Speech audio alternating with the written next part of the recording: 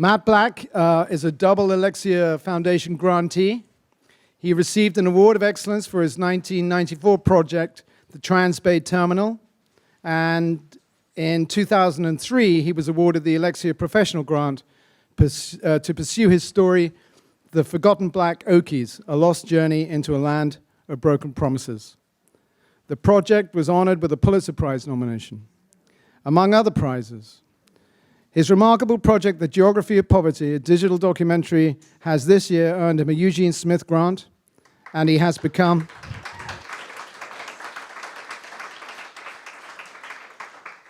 a Magnum nominee. Please welcome Matt Black. I guess what I'd like to do a little bit in the context of this is kind of bring it back to the individual, right, the photographer. We're learning lots about these really great projects, these things that take years to build that involve multiple people, multiple organizations, and that's great. And I've been involved in a few of those myself. But I think it's the one thing that we should not lose track of is the person who's out there doing these stories. And what are the sources of strength, right, that we need and that we have as individuals out there doing this work? Because there's long stretches, right? There's long stretches in between projects, in between awards, in between recognitions, publication. But you still have to go out there every day and do this work, right? So what does that mean? For me, what that meant, like really early on in my work, was finding a place, a thing, and set of issues that were just of undying kind of fascination to me and importance to me. And where that was where I'm from, which is the Central Valley, California, which is the kind of the big unknown, right, in California, which you think if there's any state in the Union where everything should be bright and shiny and happy and beautiful sunsets, it'd be California. But that doesn't really apply to the vast stretch, the vast middle of the state.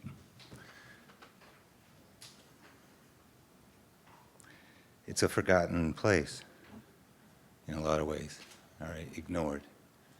But that doesn't mean it's not important, all right? Everyone in this room is connected to this place. This orange, which I bought just now upstairs on one of those food carts, is from the same town I'm from. It's from Exeter, all right? You go out there to eat. When we eat lunch today, pretty much guaranteed you're going to eat something that comes from this place, these fields, right? And for me, that was just a very basic, clear role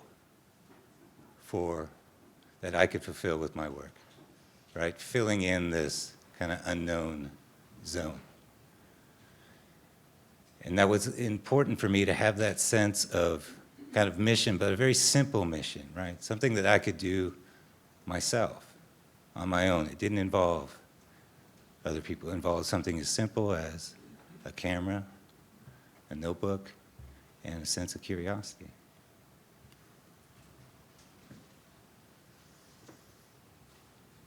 So the way I've done this is, again, kind of through a series of questions, really, a series of themes, a series of stories that drive into this place and into these communities.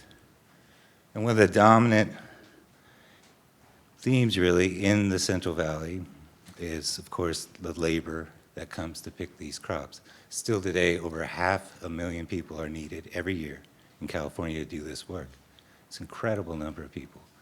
And this is historic. This is historical. This goes back over 100 years. People coming from all over the world to do this work, right? One of the most famous examples of that really was the Dust Bowl migration in the 1930s. This is the John Steinbeck's Grapes of Wrath and the photographs of Dorothea Lange and that just kind of golden era of documentary work in the United States. But still, despite that, there was a lot that was left untold. And one of those things that was left untold was this community. Same migration, same reason, same place, same everything, except they were black, not white, right? And that's what this was. This was a discovery on my part of going through and looking at these communities, just being out there in the world, exploring, and then connecting the dots. Literally, what no one had set these communities, of which there's a dwindling handful, in this historical context. The people themselves knew their story. They knew where they came from. They knew why they came. But no one told this story as part of this migration. So that's what this story is. It's the Black Okies. And it was a matter of getting to know these communities and portraying this kind of this forgotten chapter of history in California.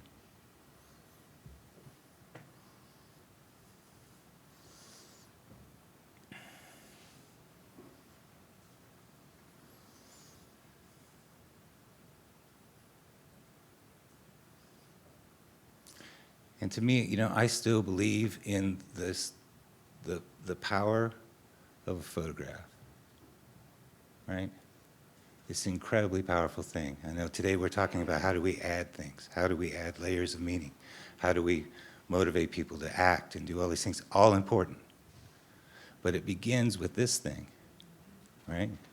It begins with moments and perception and a photographer who is trying to say something.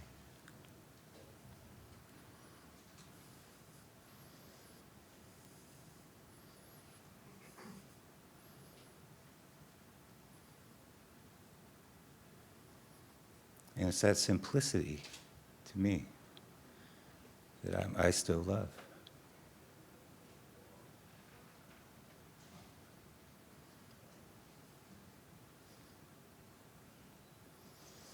This woman, her name is Haley Jones, and that's a cotton field across the street from her house that her grandfather, who is a migrant from Oklahoma, worked when he came to California.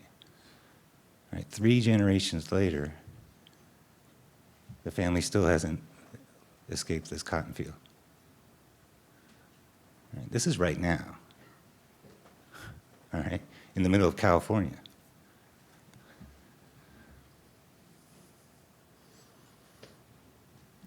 Another man, his name's James Dixon. He was 96 years old when I took this picture. A whole lifetime working in the fields. The kind of hard work that I think, you know, most of us can't imagine. All right? And this is what he's managed to accumulate. Right? Not much. Again, now.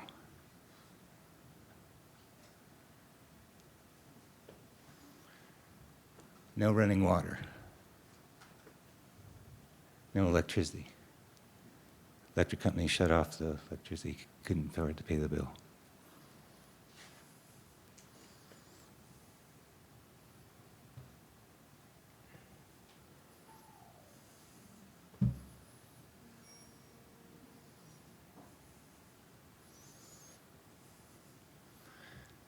And again, this idea of following things, you know, you do one project, you do one story, you get involved with one community, you learn things, and you go. And that's really been my story as a photographer, is one project for me has always come out of the one that came before. And the ability or the willingness to follow those threads where it leads, I think is incredibly important. And this is, again, following this idea of migration. But migration now, not historic. We're not talking about the 30s anymore. We're talking about the people who are coming now. And where they're coming from is Mexico, remains Mexico, but a different part of Mexico, southern indigenous villages that have been isolated really since the time of the conquest. A lot of these villages you go there, there's no Spanish being spoken. All right, cars and electricity and all those things are recent introductions, if they're there. These are places that have been really isolated. And where I began with this work was, again, in California, in the Central Valley, with these migrants called the Mixtecs, and they come from a place called the Mixteca in southern Mexico. And being the most recent migrants, they get the worst. Everything, the worst jobs, the worst pay, the worst housing. This picture is taken about 4:30 in the morning in Fresno, as this labor bus drives through the neighborhood picking up workers to go pick raisin grapes. If you're the unlucky person who's first on that route, you sit there for 2 hours in this bus as it drives through, not getting paid, of course, because you get paid piece rate. You get paid by how much you pick. So that's what's going on here, is the workers are trying to catch up on sleep before a 12-hour day picking raisins, which is this. To pick raisins, you do it in the heat of summer, the height of summer, late August, early September. It's every day it's over 100 degrees. Sometimes as high as 110, 112.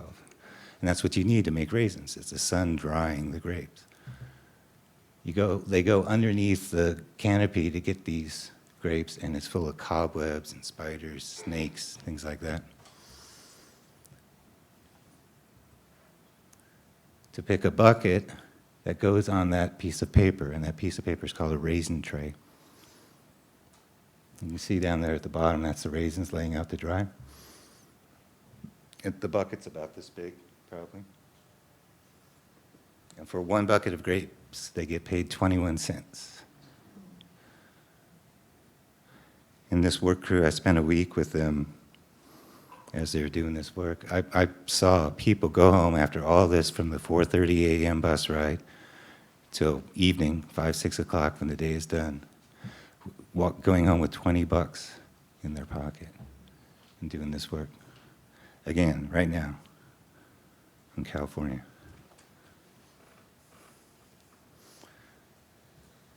Behind this young woman is the house that her family lives in. They pay $450 a month for that. There's no shower or hot water. So to take a warm bath, what the family does is take that bucket to a neighbor's house who has hot water, fills it up, and then takes it back to the house to bathe out of the bucket. One of the earlier pictures in the essay showed that, a boy taking a bath like that. Same house, same family. This is the laundry facility, which is 4 used tires and a broken slab of concrete on top.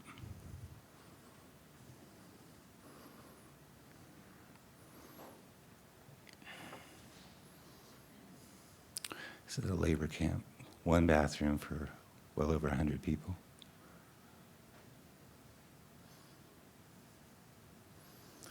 And this is a cabin, labor cabin rented out. And that's the kitchen, that little shelf with the burners on it.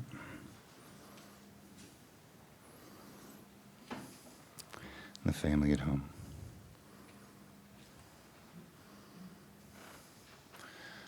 So again, with this idea of following things, right? Doing a project, laying those either concrete things you see and witness or ideas that you have as you're doing them, but then following through.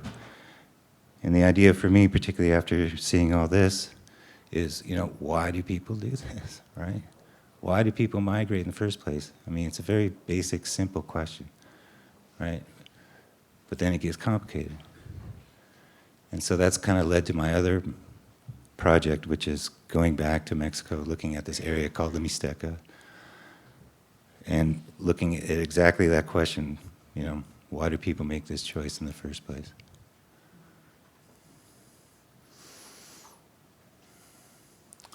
This is the first town I went to. It's called San Miguel Cuevas. It's in the Mixteca of Oaxaca, highlands of Oaxaca.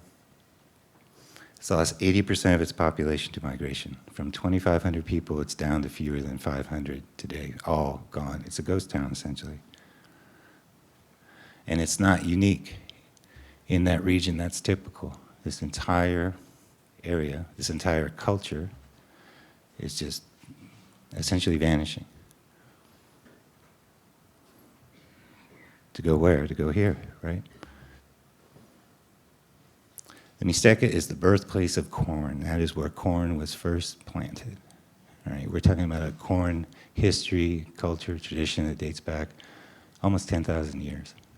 Basically like kind of the foundations of agriculture, of civilization, right? And that's just something that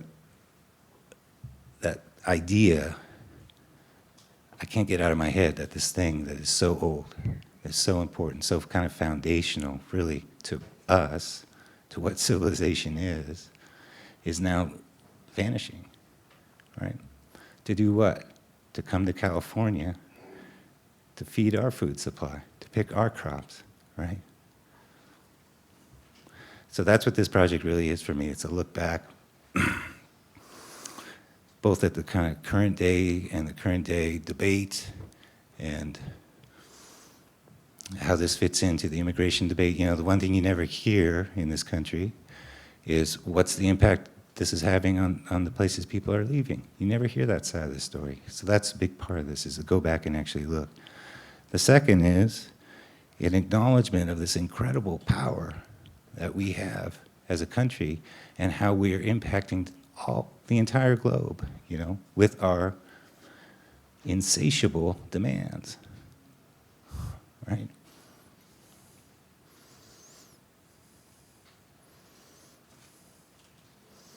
In a lot of ways, I've thought about this project as kind of two things. One, it's a journalism, it's inquiry, right? It's an inquiry. I want to understand these reasons why people are leaving. I want to document that. But then it's also documenting what's being lost, right? It's an elegy as well. It's an elegy to this, all right? There's not a tractor in sight, right? There's not a pesticide. There's not an irrigation canal. There's nothing. This is a family out there planting their crop. This is timeless, right? But is this going to be around for much longer?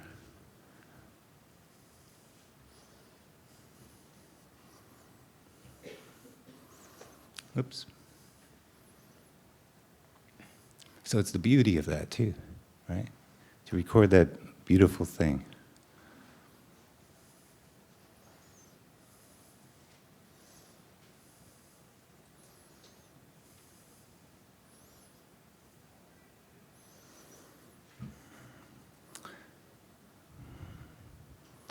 And that brings me up to now, this current project I have. Which the roots of it is a lot of what's being discussed today, right? How, from my perspective, how do I take this thing that I love, take these issues that I care about, and manage this transition that we're all facing, right? From the traditional way of doing this work, the traditional way of reaching people, to where people are now, right? And whether we like it or not, where they are is on their phones, right? On social media. So I basically felt like, well, there's two approaches one could take. One could ignore it, blow it off, but then what about this commitment, you know, of communicating these things? What about this role of being a witness to these places? How is that living up to that responsibility that you have? So I took it really seriously. Okay, I need to come up with something, you know, that maintains connection to what I've done, that represents these issues, these values, but does it in a new way. And what it was is this project I ended up coming up with, which was the geography of poverty. And the roots of it were actually incredibly simple. When I first opened up Instagram, the thing that stood out to me right away was the map. There's a map on there. And if you geotag your pictures, you can actually build a map of where you went. I thought, wow, that's really cool. And then, again, coming from the Central Valley, I mean, in a lot of ways, that's what I've been doing. You know, I've been mapping this place out through my work.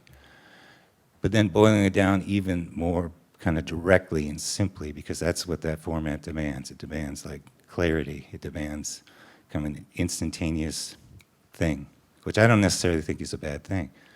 But boiling it down to what, is the core issue, and the core issue really, at the end of the day, is poverty, right? So the project's very simple. It's an image from a particular place that's geotagged, the census data of that place, its population and percentage below the poverty line, and put that on a map, and build that up over time. And a lot of these were, towns and communities that I've been working in for a long time. So it wasn't a big stretch. It was just another thing that I could do, build up over time. And I worked on that in the Central Valley for about a year.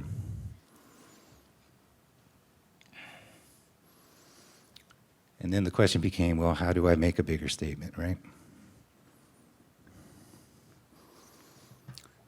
So, and this is something that actually got to a thing that I've been thinking about for a long time, which is, it's an issue with this kind of reporting on poverty and other sensitive topics. The more in depth you go, sometimes there's an implication that, well, this is it, right? I'm just defining. And the deeper I've gone into the Central Valley and in southern Mexico, I'm kind of implying, well, these things aren't represented elsewhere. This is where it is. And it's kind of a built-in comforting mechanism for people, It's like, oh, that's, Central Valley, some weird place in California. That doesn't have anything to do with me, right? Well, no. I mean, the idea was, quite simply, to show this thing that I've been photographing in California for so long exists everywhere. And to do it in one route, one shot. So what I did is I mapped this route. Each dot is a town that has a poverty rate of above 20%. And once a community meets that criteria, it's actually designated as a, quote, poverty area. And it gets into this whole kind of field of research about this thing called concentrated poverty.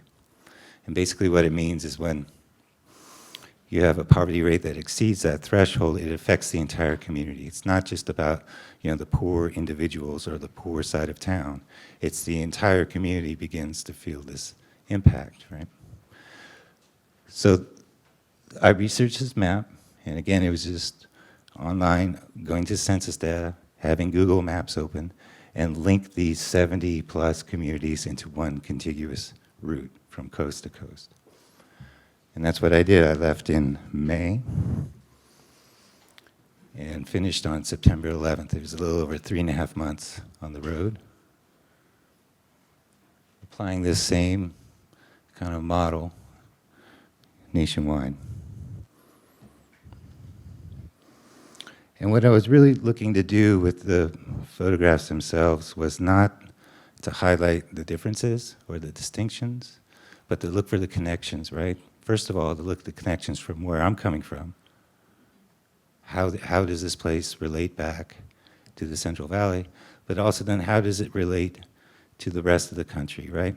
So I'm building, the way I thought of it really was one continuous photo essay, but spread over multiple locations, over 70 is what it ended up being. But I'm trying to build a body of work, much like I've done in my work from the past. This is along the border. That's a man actually midair between Mexico and the United States. That's the border fence in McAllen, Texas.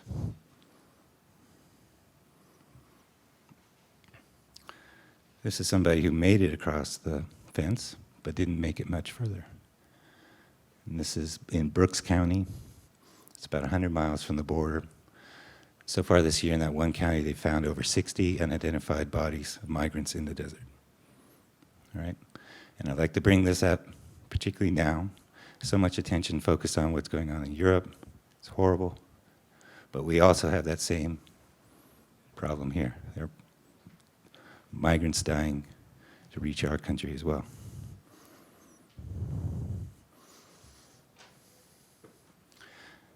Then this is on into the Northeast, into the Rust Belt.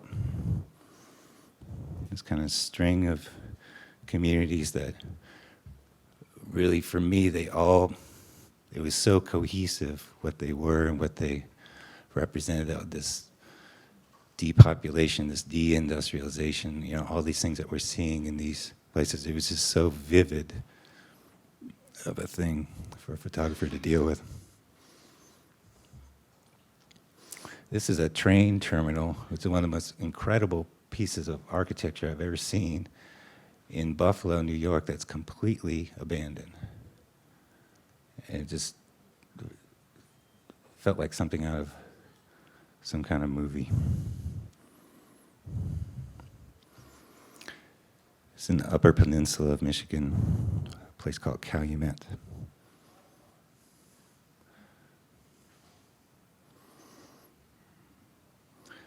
It's on the Standing Rock Sioux Reservation, North Dakota.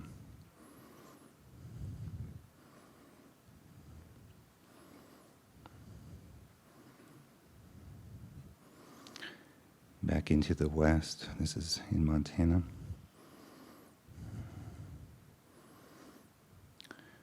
And then getting closer to home, this is in Upper Washington State, another kind of agricultural community, this time apples.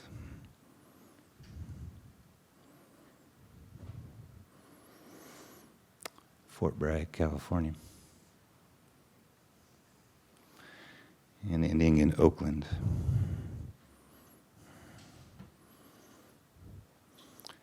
And that's what I brought to show. But thank you very much.